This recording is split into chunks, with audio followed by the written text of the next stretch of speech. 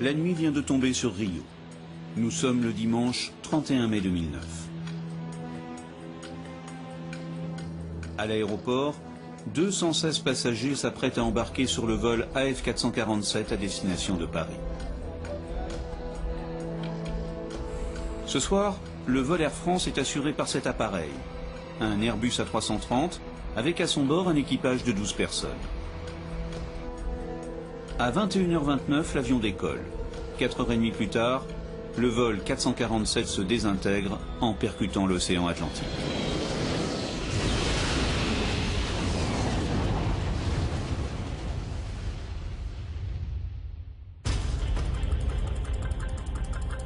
Deux ans plus tard, les boîtes noires de l'appareil sont enfin repêchées.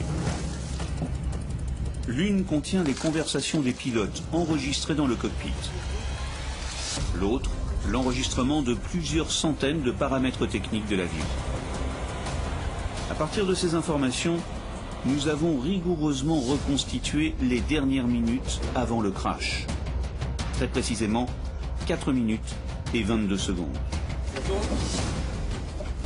Des comédiens vont interpréter les rôles des trois pilotes. Le premier incarne le commandant de bord expérimenté, Marc Dubois, 58 ans, 11 000 heures de vol.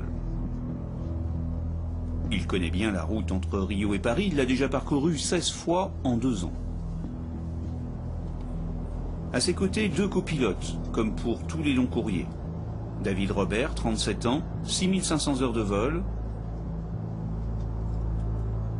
et Pierre-Cédric Bonin, 32 ans, le moins expérimenté des trois, avec 3000 heures de vol. C'est lui qui sera aux commandes quand débutera le drame.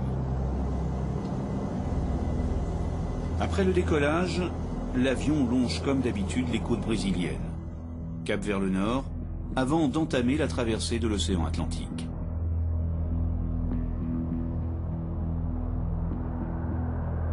Au bout de 4 heures de vol, il entre dans une zone de turbulence habituelle dans la région. L'avion est alors en phase de croisière en pilotage automatique. C'est donc l'ordinateur de bord qui pilote.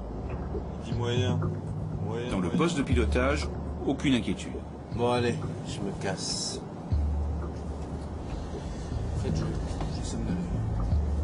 À 2 heures du matin, le commandant de bord part même se reposer, laissant aux commandes les deux copilotes.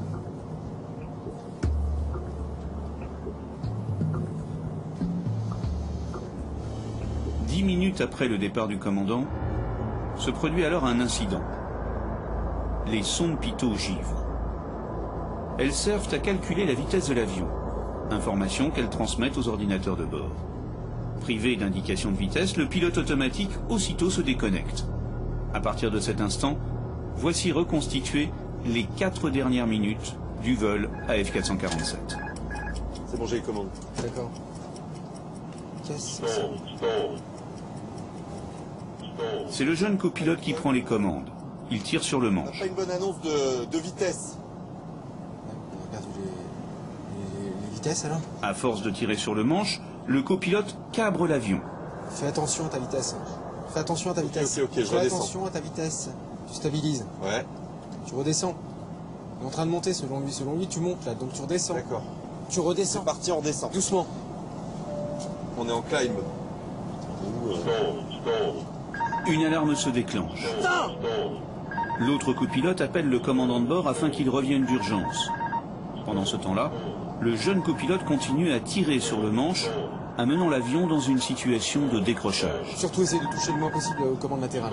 En clair, l'avion va cesser de voler et commencer à tomber. Putain, il vient ou il vient pas? À cet instant, les ailes cessent de porter l'appareil et l'Airbus A330 entame sa chute vers l'océan.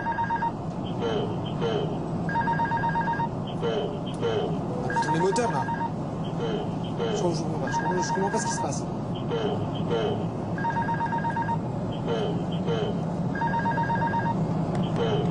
Putain, j'ai plus les contrôles de l'avion. J'ai plus du tout le contrôle de l'avion. Commande à gauche. Le commandant de bord revient dans le cockpit. On est où là? C'est quoi là? Foutez là. Je sais pas ce qui se passe. On a totalement perdu le contrôle de l'avion là. On comprend rien, on a tout tenté. Hein? 180 km/h. C'est la vitesse verticale de l'avion en chute libre. Il est encore à 9000 mètres d'altitude. C'est que j'ai plus de vario là. D'accord. On n'a plus aucune indication qui soit valable. J'ai l'impression qu'on a une vitesse de fou, non? Qu'est-ce que vous en pensez? Non, surtout tes enfants. Non? Sire, qu'est-ce que t'en penses? Qu'est-ce que t'en penses? Qu'est-ce qu'il faut faire? Ouais, je ne sais pas. Là, ça descend. Voilà. Là c'est bon là. On serait revenu les ailes à plat. Non, il veut pas. Les ailes à plat. L'horizon de secours. L'horizon de secours. Tu montes, tu descends, descends. Je suis en train de Descends, descendre, là. tu descends. Non, tu montes là. Là je monte là. Ok, alors on descend. Le jeune copilote reprend les commandes. Pousse sur le manche, mais pas suffisamment longtemps pour stabiliser l'avion. La chute continue. Ok, on est en toga? On est quoi là? On a quoi là? Putain, c'est impossible. En LT, on a quoi? Comment ça en altitude? Ouais. Là je descends, non? Là tu descends, oui. Et là, tu mets les ailes à l'horizontale. Mais les ailes horizontales. C'est ce que je cherche à faire. Les ailes à l'horizontale. Je suis à fond du Le gauchissement. palonnier. L'avion tangue d'une aile sur l'autre. Le jeune copilote tente de le stabiliser, en vain. Les ailes à l'horizontale. Doucement, doucement. On a tout perdu au niveau du gauchissement. J'ai plus rien là. Tu as quoi là? Non, attends. On y est. On passe le niveau 100. Hein? Moi j'ai les commandes moi. Comment ça se fait qu'on continue à descendre à fond là? Essaye de voir ce que tu peux faire avec tes commandes là-haut là. Là t'es les primaires, etc. On va arriver au niveau 100. L'océan n'est plus qu'à 3000 mètres. 9000 pieds. Doucement avec le palonnier là. Montre. Je suis à fond à cabrer là depuis tout à l'heure. Non, non, non, remonte pas. Non, non. Alors descends. Alors les commandes. À moi les commandes. Vas-y, t'as les commandes. Les toujours en toga, hein. À présent, les deux hommes pilotent en même temps en tirant sur les deux manches.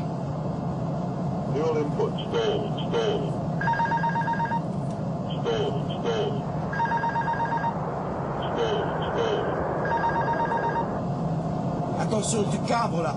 Tu cabres là? Tu cabres. On est cabré. On est à 4000 pieds. Tu cabres là.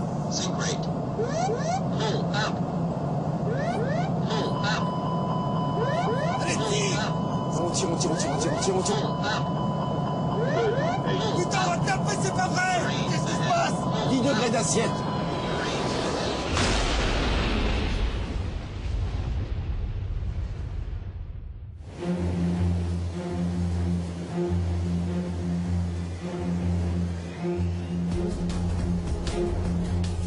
Pourquoi l'avion est-il tombé comme une pierre cette nuit-là? Cet Airbus, un A330-200, est un appareil réputé fiable. Un modèle d'avion qui n'avait jamais eu d'accident auparavant. Et la compagnie Air France est l'une des plus réputées au monde. Quant à l'équipage, il était constitué de 3 pilotes expérimentés. Les 3 pilotes étaient dans le cockpit. Nous avions à ce moment-là la compétence maximale au sein du cockpit de cet avion d'Air France. Air France et Airbus sont mis en examen pour homicide involontaire. 228 personnes sont mortes dans le crash. Et la justice cherche les responsables. La compagnie, les pilotes ou l'avion? Vous savez ce que c'est qu'un manche d'Airbus? Un joystick d'ordinateur, c'est pas du tout une colonne, un machin comme ça. C'est une merde, vous sentez rien. Certaines règles élémentaires de pilotage n'ont pas été appliquées. S'agit-il d'une erreur de pilotage ou d'une défaillance technique? Presque 3 ans après le crash du vol AF447, notre enquête révèle ce qui s'est réellement passé.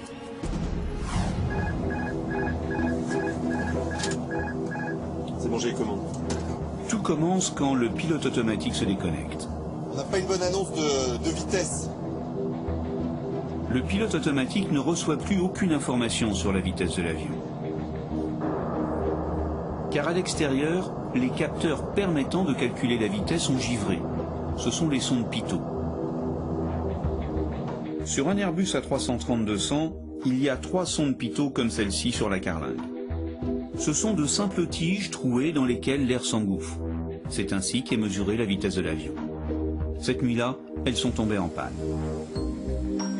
Pourquoi le constructeur installe-t-il des instruments aussi sensibles au froid sur les avions?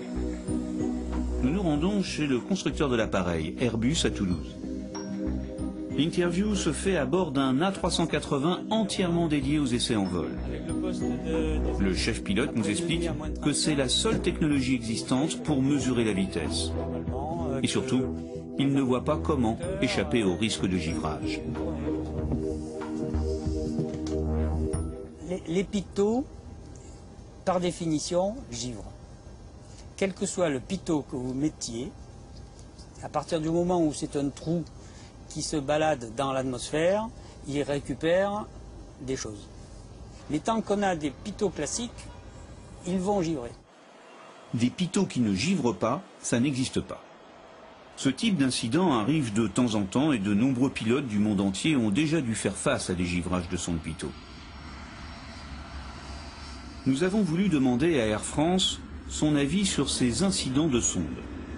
Mais la compagnie aérienne a refusé toute interview, prétextant l'enquête judiciaire en cours. Une enquête judiciaire qui révèle pourtant dans ce rapport que 19% des pilotes confrontés au givrage des sondes se sont dit très stressés par l'événement.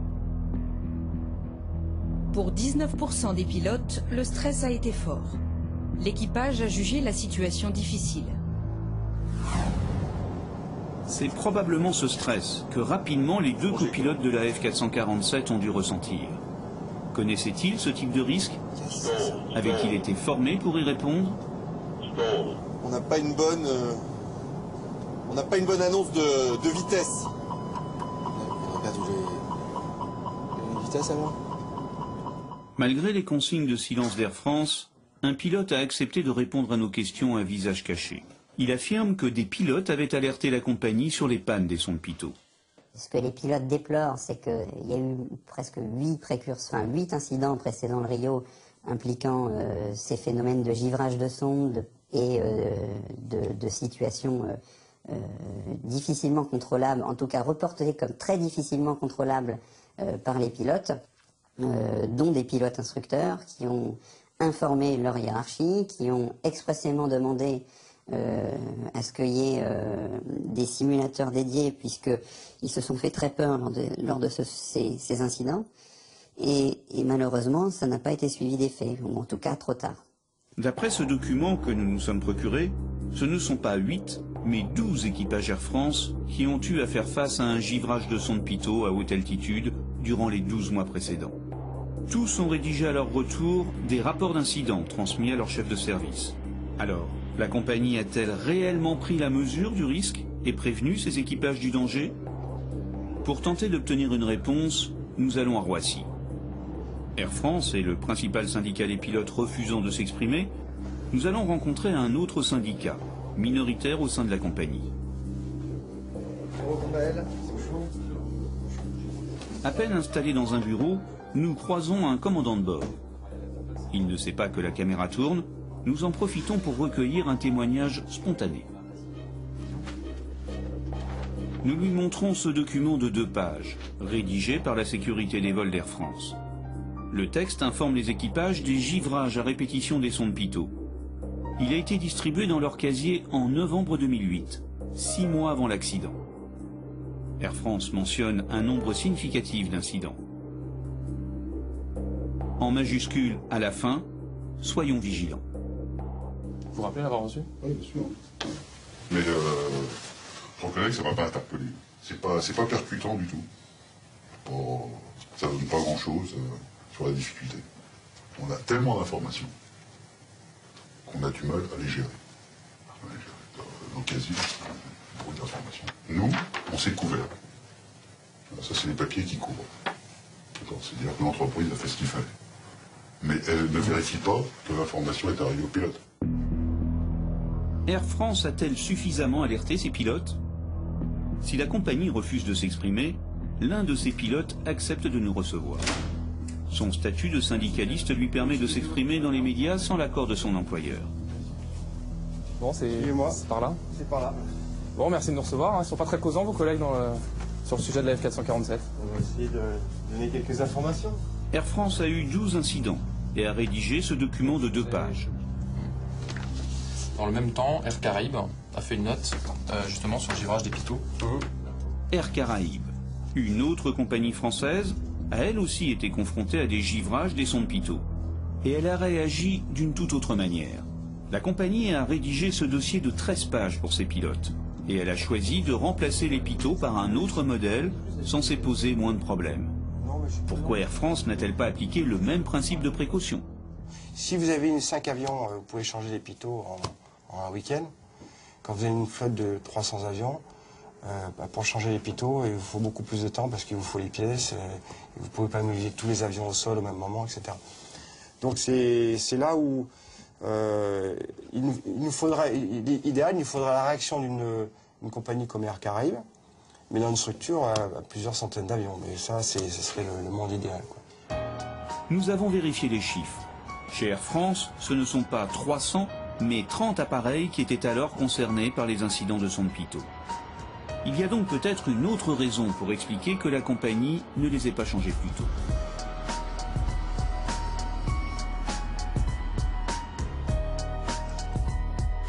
Ancien responsable des facteurs humains chez Air France, Pierre Essette reconnaît ici une logique bien connue dans le milieu industriel.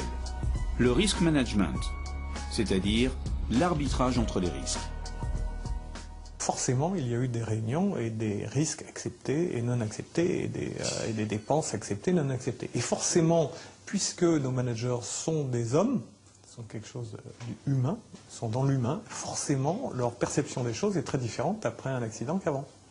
Et c'est tout à fait ça. Et donc, la dépense qui paraissait superflue, inutile, exagérée avant, devient, il faut faire quelque chose, donc on y va, quoi. Voilà. Donc ce sont des gens qui arbitrent entre un risque possible et des dépenses qui permettraient d'éviter ce risque. Comment? Un risque possible et une dépense certaine.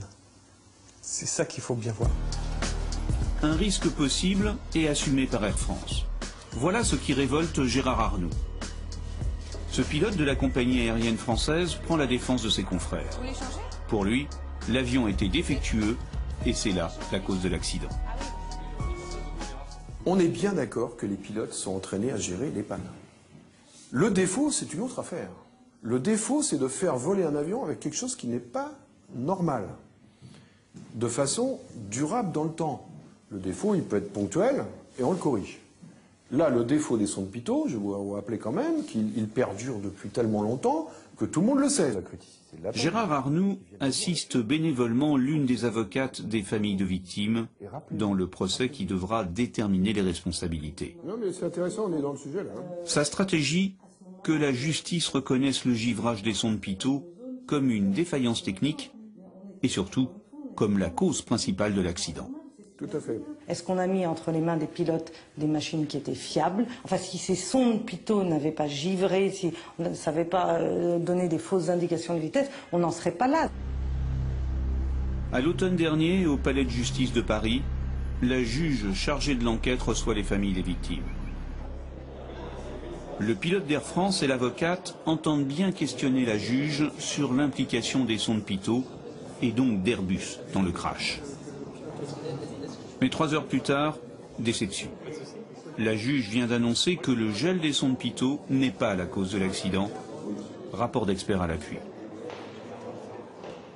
D'abord, on est très surpris, mécontent et fâché de ce qu'il n'y aura plus rien sur les sondes pitot et il n'y aura pas d'autres analyses, a priori, contrairement à ce que nous avons tous demandé sur les sondes pitot. Moi, j'ai le sentiment désagréable que dès qu'on vient sur ce terrain, dès qu'on vient sur le terrain du fonctionnement de la machine, on a une rétraction collective de tous.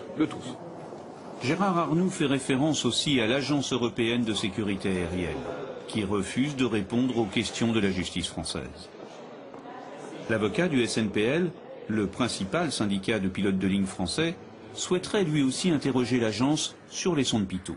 C'est extraordinaire comment un organisme qui a une responsabilité première à ce niveau-là refuse de répondre à des questions simples. Qu'est-ce qu'il savait? Est-ce qu'il savait que les pitot givraient? Comment le savait-il? Depuis quand? Est-ce qu'ils ont préconisé des mesures? Est-ce qu'ils ont eu des échanges avec le constructeur? Des questions qui sont des questions, évidemment, qu'on se pose dans une circonstance pareille et pour lesquelles, pour l'instant, nous n'avons pas de réponse. Nous partons donc pour l'Allemagne afin de rencontrer un représentant de l'Agence européenne de sécurité aérienne.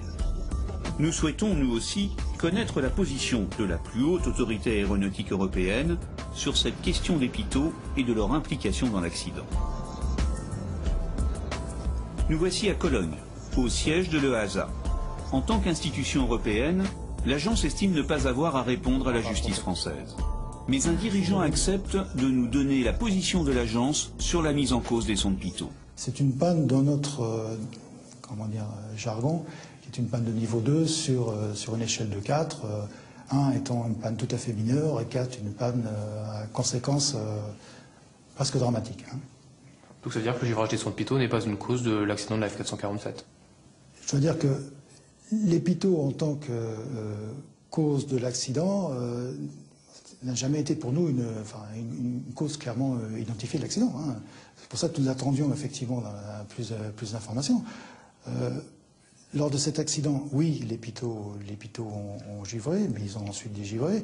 Après, ce qui s'est passé dans le poste de pilotage est quelque chose que nous, à l'heure actuelle, sur lequel je ne peux pas me prononcer. C'est franchement, nous ne sommes pas enquêteurs, une fois de plus. Il y a un certain nombre de conditions, effectivement, que seuls les enquêteurs du BA peuvent analyser. Le givrage des sondes pilotes ne serait pas la cause du crash. C'est donc dans le cockpit, avec les pilotes, qu'il faut chercher. On n'a pas une bonne annonce de vitesse. Quand les pilotes perdent leurs indications de vitesse, le plus jeune a ce réflexe. Il tire sur le manche et fait monter l'avion. C'est ce que l'on appelle un ordre à cabrer. Et pour Airbus, ce geste est incompréhensible. Le genre de situation qui a été rencontrée est une situation qui n'a rien d'exceptionnel. D'ailleurs, quand vous perdez les indications de vitesse, je crois que c'est en croisière, c'est la procédure la plus simple à appliquer. Il faut faire rien.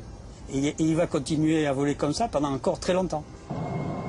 Un geste incompréhensible, surtout au-dessus de 10 000 mètres.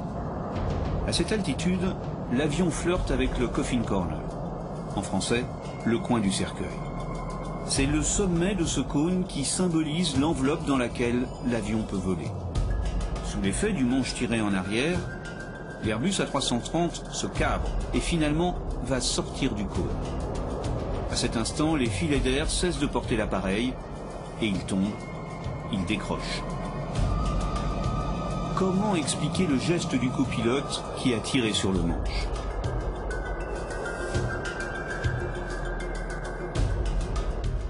Pour répondre à cette question, nous avons donné rendez-vous à un passionné d'aviation. Nous le retrouvons à l'aérodrome de Dreux, à 80 km de Paris. Il s'appelle Jean-Pierre Otelli. Il est pilote et aussi instructeur. Vous en êtes à combien d'heures de vol? J'approche les 15 000, là. 14 800, comme ça. Jean-Pierre Otelli a accepté de nous montrer ce que tous les pilotes du monde apprennent dès leur première leçon de pilotage. Et Papa Alpha, on roule derrière.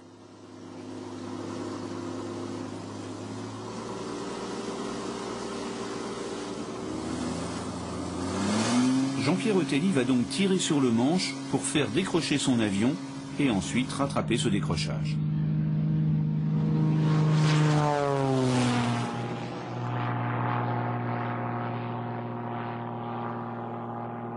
Nous sommes en vol de croisière, j'exerce une traction sur le manche brutale, très brutale. L'avion se cabre. Là, il va décrocher. Il décroche. Corrige le décrochage en mettant une action franche sur l'avant. Voilà. Et on le rattrape. Nous sommes sortis du décrochage. Jean-Pierre Otelli vient de nous montrer pourquoi un avion décroche et comment le récupérer. À présent, l'instructeur va reproduire les gestes du pilote de la F447. Nous sommes en croisière stabilisée. Je vais exercer une action brutale sur le manche à cabrer. C'est parti, le manche part sur l'arrière. Arrive en butée arrière. L'avion décroche. Et là, je maintiens le manche en secteur arrière. je le maintiens et l'avion commence donc à buffeter. Il y a des vibrations assez fortes. J'essaye de le maintenir, j'ai toujours le manche sur l'arrière. Maintenir le manche en arrière, ce fut précisément l'action du copilote durant presque tout le temps de la chute. Je l'empêche de repartir. La vitesse est d'environ 100 nœuds. L'avion ne veut pas toujours partir. Tant que je ne rendrai pas la main, tant que je ne mettrai pas le manche sur l'avant, il refusera de partir. Je vais maintenant sortir du décrochage en exerçant une action sur le manche vers l'avant à piquer et rapidement les choses redeviennent normales. Jean-Pierre Otelli a poussé sur le manche et évité le crash. Il faut bien savoir que ce sont des lois de l'aérodynamique qui sont valables pour tous les types d'avions, que ce soit pour un ULM, un Robin d'Aéroclub, un avion de compétition, un Airbus ou un Boeing. La démonstration est implacable. L'Airbus a décroché parce que le copilote a majoritairement maintenu son avion à cabrer jusqu'à l'impact. Comment vous expliquez l'ordre à cabrer comme ça du copilote? Honnêtement, la panique, le stress, la réaction incontrôlée, cette réaction instinctive qui est la réaction de tout excusez-moi, tout jeune pilote qui voit son avion qui va et il met le manche au ventre. Dans une voiture, vous arrivez sur une plaque de glace, la première réaction du gars qui n'y connaît rien, il freine. Le plus logique, c'est de freiner. Mais la réalité, c'est qu'il ne faut pas toucher au frein. Le jeune copilote a-t-il commis une erreur de débutant? Comme sur le reste, Air France refuse de répondre. Mais un ancien haut dirigeant enregistré à son insu ne cache pas son désarroi. Aucun pilote ne met une assiette importante à haute altitude. C'est ça que je ne comprendrai jamais, quoi. Je comprends jamais. Pourquoi il y a eu cet ordre à cabrer, quoi? Je comprends pas. Aucun pilote, même de quoi ont-ils eu peur? C'est fou, quoi. C'est complètement fou. Complètement fou. Parce que, monsieur Amadeo, quand on se retrouve dans un truc comme ça, on fait rien. On fait rien, puis on attend que ça se passe. Mais vous, alors vous, cet accident, il est dû à quoi, alors? J'en sais rien, je comprends pas. L'équipage, il a pas. Ce que je peux dire, c'est qu'il a pas compris, voilà. Pourtant, pendant quelques instants, l'autre copilote semble mieux interpréter la situation. Ok, Fais attention à ta vitesse. Tu stabilises. Ouais. Tu redescends. Il est en train de monter selon lui, tu montes là, donc tu redescends. D'accord. Il donne quelques bons conseils au copilote, mais ne s'empare pas pour autant des commandes. Une réaction surprenante, puisqu'il est plus expérimenté que son confrère.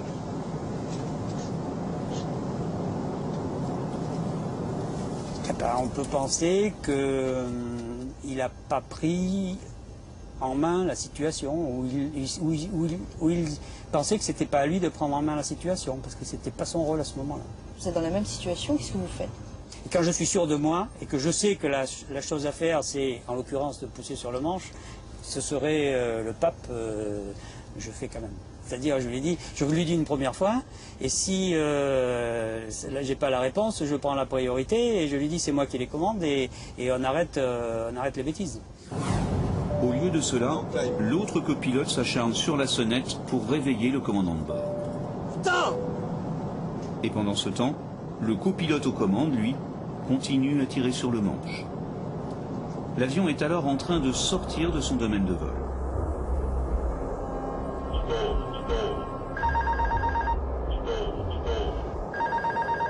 À cet instant, l'avertisseur de décrochage retentit. Il va sonner 74 fois en moins d'une minute. Le rapport du BEA est formel. Aucun des pilotes n'a fait référence à l'alarme de décrochage. Pourtant, c'est le moment où l'avion commence à chuter. Une absence de réaction incompréhensible pour le chef pilote d'essai d'Airbus. Ce qui doit exister dans le cerveau reptilien de chaque pilote, le cerveau reptilien, je veux dire, ce qui est ancré au plus profond des réflexes de pilotage, c'est j'entends un avertisseur de décrochage et je rends la main immédiatement. Vous voyez, on a un manche pour piloter. Lorsque l'avion approche du décrochage, il ne faut surtout pas tirer sur le manche, il faut pousser sur le manche pour le faire sortir de la situation de manche. La réponse à l'avertisseur de décrochage, ça doit être quelque chose de fondamental que tous les pilotes doivent savoir tout le temps. Dès le premier jour. On ne peut pas discuter là-dessus. Et ce n'est même pas une question d'entraînement récurrent sur tel ou tel type d'avion. C'est vrai tout le temps, sur tout type d'avion. Mais inexorablement, l'avion décroche et l'alarme continue de retentir. Pour l'équipage, visiblement, le problème est ailleurs. On a pourtant les moteurs là. Je comprends pas ce qui se passe. Gérard Arnoux, le pilote d'Air France, admet le mauvais geste de son confrère. Mais il n'est pas à court d'arguments pour le défendre. Cette fois, il incrimine l'indicateur de vitesse d'Airbus. Le pilote câble l'avion et amène l'avion au décrochage, nous sommes d'accord, ça oui. Pourquoi? Parce qu'il a une vitesse trompeuse sous les yeux. Pourtant, au moment où l'avion décroche, les pitot ont dégivré et l'indicateur de vitesse fonctionne à nouveau. Elles reviennent à un moment, les vitesses. Oui, les vitesses reviennent. Ouais. Là, vous avez raison. Vous avez un détecteur de bonne vitesse dans l'avion? Comment il peut le savoir? Comment vous savez que c'est les bonnes? Vous avez que des mauvaises depuis 3 minutes. Comment vous savez que c'est les bonnes? C'est pas un truc, un fleuve tranquille là-haut. Qu'est-ce que vous faites marrer là? Vous croyez que c'est cool? Non, des fois c'est pas cool du tout. Pourtant, à cet instant, les pilotes disposent de toutes les informations nécessaires pour comprendre le décrochage. L'alarme, un horizon artificiel indiquant une position cabrée et la perte d'altitude.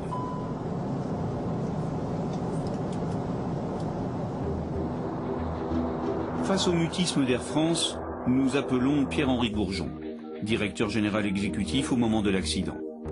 Et nous enregistrons cette conversation à son insu. Cet ancien pilote de chasse confirme l'explication de Gérard Arnoux. Les pilotes ne faisaient plus confiance à leurs instruments de bord.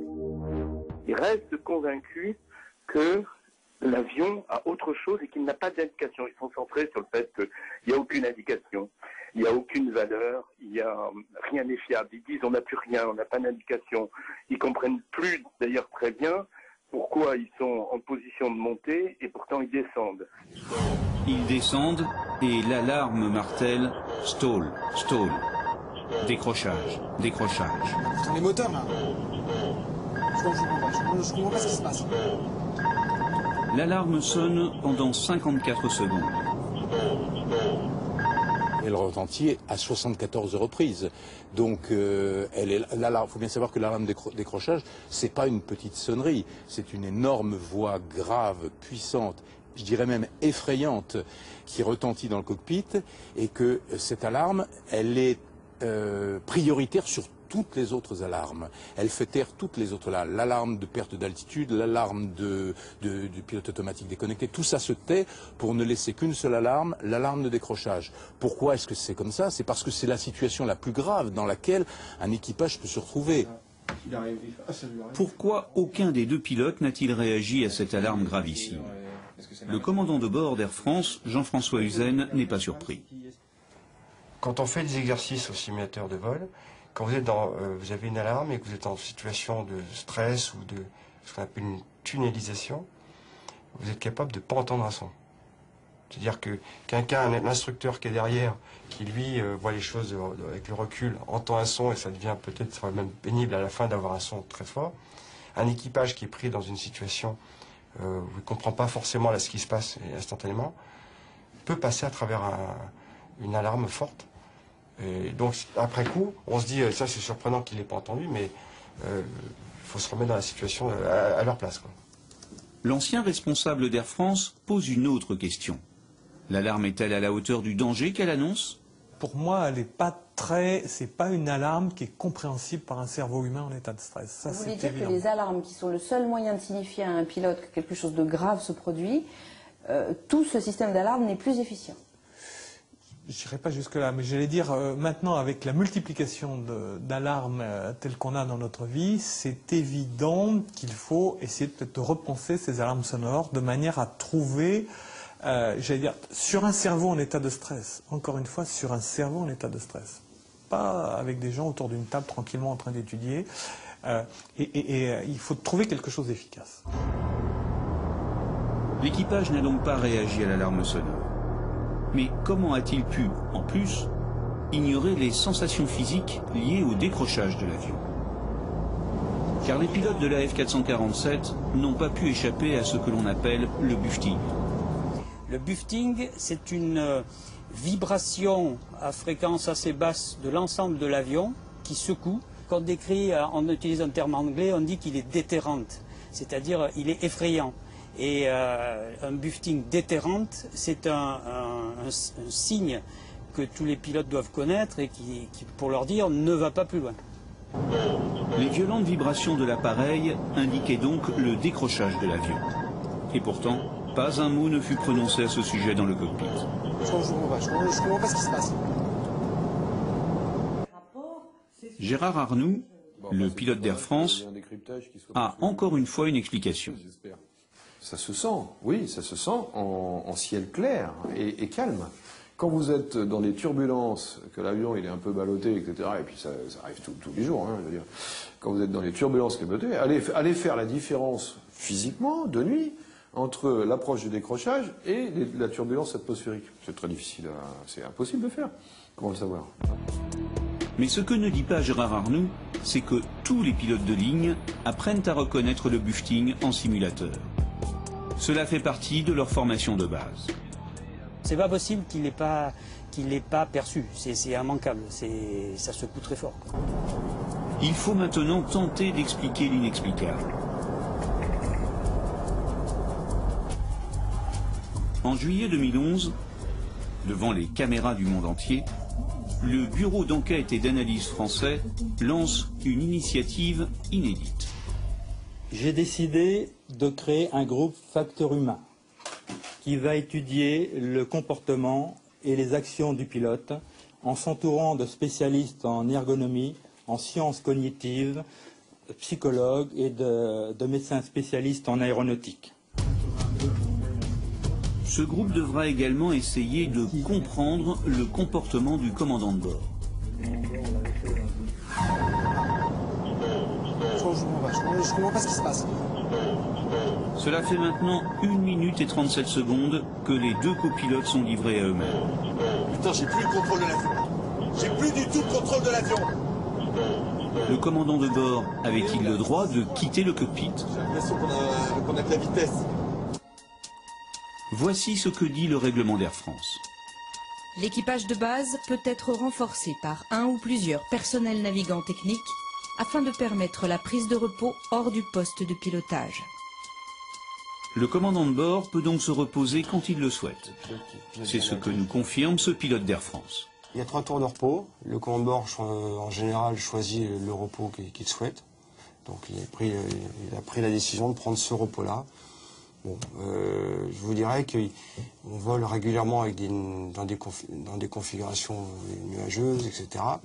Bon, les pilotes qui sont devant sont aptes à gérer normalement la situation. On est formé pour ça. Hein. On est en climb. Putain! C'est la 4e fois que le copilote appelle d'urgence le commandant. Putain, il vient ou il vient pas? Il fait sonner une petite alarme dans la couchette située juste derrière la paroi du cockpit, là où est censé se trouver le commandant. Et pendant ce temps-là, l'avion continue sa chute. Hervé Labarthe est un ancien commandant de bord d'Air France. Oui. Il essaye de comprendre pourquoi son collègue n'a pas regagné le cockpit plus rapidement. S'il n'est pas revenu au premier coup de sonnette, c'est qu'il n'a pas entendu de coup de sonnette, donc il n'était pas au poste repos. Ça n'a rien d'anormal. Vous venez de passer 3 heures dans un cockpit, vous allez dire j'ai 3 heures devant moi pour prendre un peu de repos, m'allonger. Eh ben oui, vous allez vous rafraîchir aux toilettes, vous allez boire un verre d'eau dans le galet, vous discutez peut-être avec une hôtesse. Puisqu'il n'était pas dans le poste de repos, il n'a pas entendu la sonnette. Alors pourquoi est-il revenu dans le cockpit? Tout simplement parce qu'il a senti que ça n'allait pas dans l'avion. Mais où là? C'est quoi là? J'ai l'impression qu'on a de la vitesse. Foutez là. Qu'est-ce qui se passe? Je sais pas ce qui se passe. On a totalement perdu le contrôle de l'avion là. On comprend rien, on a tout tenté. Hein? D'accord. On n'a plus aucune indication qui soit valable. J'ai l'impression qu'on a une vitesse de fou, non? Qu'est-ce que vous en pensez? À cette question, le commandant de bord reste sans voix. Que dire de ce manque de réaction? Jean-Pierre Eutelli, le pilote instructeur, se montre sévère. Moi, personnellement, je ne la comprends pas, l'attitude du commandant. Je ne comprends pas comment un commandant de bord qui a 4 galons sur les épaules, qui est responsable d'un avion, qui a derrière lui de plus de 200 personnes, arrive dans un poste de pilotage et découvre ces 2 copilotes qui lui disent « on a perdu le contrôle de l'avion, on ne sait pas quoi faire ». Et là, qu'est-ce qu'il fait? Il s'assoit entre deux et il ne donne même pas de conseils, il constate. Jean-Pierre Otelli a demandé à d'autres commandants de bord ce qu'ils auraient fait à sa place. Tous, absolument tous, m'ont dit la chose suivante. Moi, un d'entre eux m'a dit, je l'attrape un copilote par le cou, je le vire de la place et je m'assois et je reprends les commandes. On est quoi là? On a quoi là? Putain, mais c'est pas possible. En LT, on a quoi? Le commandant de bord était-il en pleine possession de ses moyens physiques et psychologiques? Dans quel état d'esprit a-t-il abordé ce vol? Pour tenter d'en savoir plus sur les heures qui ont précédé le drame, il faut aller à Rio de Janeiro. Une escale convoitée par les personnels navigants d'Air France. Les équipages ont le temps pour récupérer entre le vol aller et le vol retour. Ils peuvent également se distraire. L'hôtel Sofitel, avec accès direct sur la plage de Copacabana, c'est ici que descendent tous les équipages Air France. Celui du vol 447 est arrivé le jeudi 28 mai, en tout début de soirée. Quartier libre pendant 3 jours. Le dimanche 31 mai, quelques heures avant le vol retour vers Paris, le commandant Dubois, une ancienne collègue d'Air France, son jeune copilote et sa compagne décident de survoler en hélicoptère la baie de Rio. Nous avons retrouvé le guide qui les accompagnait ce jour-là. Il témoigne un visage caché et se souvient avoir trouvé le commandant de bord plutôt fatigué. Je m'appelle qui lui parlait d'une chose qui m'a fait voir, un peu fatigué, pour conduire l'avion. Et je dis non, m'a fait voir, va dormir et les autres deux feraient pas. Non, non, je ne peux pas faire ça. Ce n'est pas correct. Tous les 3 doivent être dans le même vol. Et un peu en dehors, l'autre un peu en dehors, l'autre un peu en dehors. Ce témoin n'a jamais été entendu par les enquêteurs. Si le commandant était fatigué à ce point, avait-il la possibilité de refuser de décoller de Rio le soir même? Nous avons posé la question à l'ancien responsable des facteurs humains d'Air France. Il y a un texte très clair qui date de 1992 qui dit que tout personnel navigant, donc ça déborde même les pilotes, puisque ça concerne aussi hôtesses et stewards, qui sont dans un état de fatigue, disons, qui ne lui permet pas d'assurer complètement la sécurité, doit ne pas piloter. Donc ça, c'est le texte. Et puis, il y a la réalité des choses. Et donc, c'est évident que vous avez cette pression temporelle et cette pression sociale et professionnelle qui vous pousse à y aller quand même et à dire « Bon, c'est vrai, je suis fatigué, mais bon, sur un vol normal, j'ai 2 copilotes, on est 3, j'ai une certaine confiance, l'avion est bon, allez, on va rentrer, et puis après, je me reposerai. » Fatigué ou pas, en tout cas, pour Hervé Labarthe, le commandant Dubois affiche un manque de réaction, disons, étonnant. Je pense qu'il n'est pas à son affaire dans l'avion, on le voit. Écoutez, c'est terrible à dire, mais c'est quoi la conversation? C'est quoi? T'as mis le truc? Le quoi? Il n'est pas là, il n'est pas dans le cockpit. À son retour, le commandant ne peut que s'en remettre à ses 2 copilotes pour évaluer la situation. Je sais pas ce qui se passe. On a totalement perdu le contrôle de l'avion là. On comprend rien, on a tout tenté. Hein? Les 2 hommes sont très stressés et ne lui transmettent aucune information fiable. Quand le commandant de bord arrive dans le poste de pilotage, les choses sont extrêmement confuses pour lui. Il a malheureusement pas le début du film. Il regarde et il essaye d'analyser ce qui se passe. Il n'a pas tout l'historique de ce qui s'est passé avant. Il ne sait pas comment s'est passée la panne du pitot, l'alarme stall, à quel moment s'est produite, pourquoi, comment. Je suis à fond du gauchissement. L'alarme de décrochage s'est arrêtée 4 secondes après le retour du commandant de bord dans le cockpit. À ce moment-là, l'avion tombe et n'avance plus. Sa vitesse devient anormalement faible. L'ordinateur de bord la juge incohérente et ne la prend plus en compte. Mais lorsque l'avion reprend de la vitesse, l'alarme se déclenche à nouveau. Ce mode de fonctionnement de l'alarme a-t-il pu tromper les 3 hommes? C'est l'avis du pilote d'Air France, Gérard Arleux. Le gars, il pousse, qu'est-ce qu'il entend? Stall. C'est le contraire qu'il devrait entendre. Alors merde, je pousse et c'est stall. Je comprends plus, quoi. Qu'est-ce qui se passe, quoi? Ils le disent, mais je comprends rien, quoi. Il pousse stall. Alors il se dit, bon, bah, je tire, on va bien voir ce que ça va faire. Je tire, ah tiens, ça s'arrête. Génial. Miracle. Je repousse stall. Je retire, ça s'arrête. Plusieurs fois pendant la descente. Nous avons voulu vérifier si Gérard Arnoux disait vrai. Nous avons analysé dans le rapport du BEA les actions du copilote sur son manche pendant la période où l'alarme a fonctionné par intermittence. Celle-ci s'est déclenchée 10 fois. À 2 reprises seulement, elle coïncidait avec le bon geste du copilote, à savoir pousser sur le manche. L'implication réelle de l'alarme dans ce drame reste donc à établir. Le jour de la conférence de presse du bureau d'enquête et d'analyse, la question a d'ailleurs été posée au directeur de l'enquête. Est-ce que les pilotes ont été trompés par cette alarme erratique? On regarde ce fonctionnement de l'alarme de décrochage dans ces conditions. Quelle a pu être la compréhension dans cette phase de vol?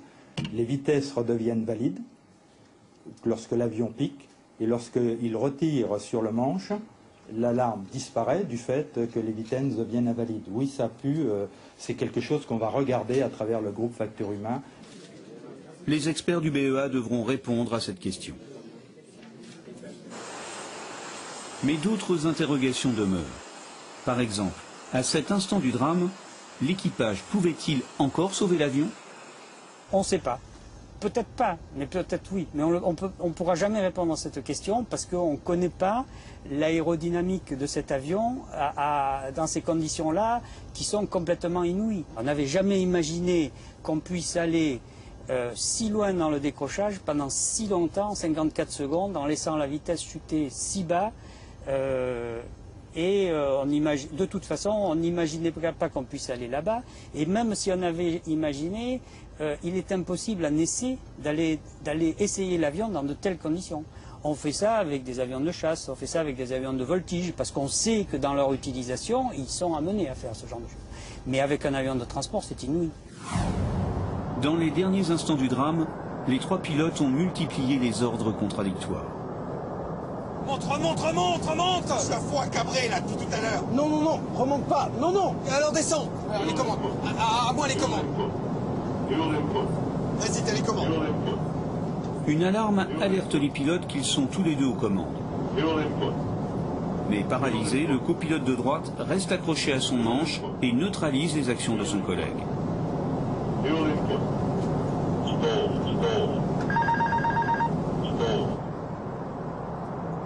La confusion dans le poste de pilotage est totale. C'est ce que nous confirme un pilote syndicaliste d'Air France qui, lui aussi, refuse de s'exprimer face caméra. Là, on voit bien qu'à un moment, le pilote de gauche prend les commandes, d'accord? Mais il ne sait toujours pas ce que fait l'autre. C'est que chacun veut essayer de s'en sortir et donc chacun essaye de comprendre. Il n'y a peut-être pas la cohésion, mais une fois de plus, assis dans un salon devant une télé, on va dire, ah oui, quand même, ils sont mauvais. Et de nombreux pilotes d'Air France ajoutent qu'ils préfèrent voler sur Boeing, où les 2 manches sont coordonnées. Alors que sur Airbus, ils sont indépendants et hors du champ de vision de l'autre pilote. Voici la réponse du constructeur européen. Lorsqu'un pilote agit sur son manche, l'avion réagit, répond aux manches, et le pilote qui ne pilote pas voit l'action de son collègue par la réaction de l'avion. Et dans le cas de l'accident, on voit bien que le pilote qui ne pilote pas voit l'action de son collègue, puisqu'il lui dit « attention, tu montes, ne monte pas ». Donc il voit bien que le pilote de l'autre côté a tiré sur la manche. Airbus affirme donner le meilleur de la technologie existante pour garantir la sécurité des vols. Mais de nombreux pilotes, dont Jean-François Huzen d'Air France, ont l'impression que la machine a pris leur place. La philosophie d'Airbus, c'est d'avoir des calculateurs qui maintiennent l'avion dans ce qu'on appelle l'enveloppe de vol, c'est-à-dire pour que l'avion puisse voler. Ce qui fait que s'il va trop vite, ou s'il ne va pas assez vite, ou s'il s'incline trop, les calculateurs évitent et corrigent ou limitent les ordres du pilote. C'est la machine qui corrige les erreurs éventuelles du pilote. Voilà, la machine corrige les erreurs éventuelles du pilote, exactement. 99% des cas. Descends! Tu descends! Non, tu montes là! Là, je monte là. Mais quand survient l'imprévu, c'est au bout du compte au pilote de réagir. L'équipage a peut-être été victime de ce que les Américains appellent une addiction aux automatismes. On va arriver au niveau 100. Elle réduit la capacité de réaction des pilotes. 9000 pieds. Doucement avec le ballonnier là. Montre, montre, montre, montre, montre! Est-ce que c'est pas un effet pervers de la philosophie Airbus qui finalement a cherché à mettre des protections partout et qui finalement se retrouve avec des pilotes qui ne supportent plus qu'il leur arrive quoi que ce soit? Je ne sais pas si c'est la conséquence de la philosophie d'Airbus, mais il ne faut pas que ce soit le cas. Il faut corriger ça. Un pilote, le matin quand il se lève, il doit se dire qu'est-ce qui va m'arriver aujourd'hui et est-ce que je me sens d'attaque pour faire face à ce qui va m'arriver. On aura toujours besoin des pilotes pour faire face à des situations de panne, à des situations dégradées et pour les gérer, ces situations. Donc la seule chose qu'on a à faire pour encore longtemps, c'est d'entraîner les pilotes à leur métier. Dans son rapport de juillet 2011, le Bureau d'enquête et d'analyse confirme un manque d'entraînement spécifique. Les copilotes n'avaient pas été entraînés au pilotage manuel, à l'approche et à la récupération du décrochage à haute altitude. Putain, on va te taper, c'est pas vrai! Qu'est-ce qui se passe? 10 degrés d'assiette.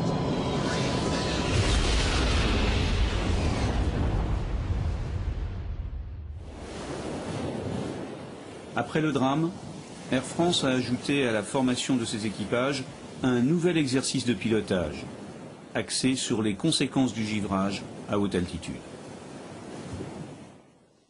Avec nous sur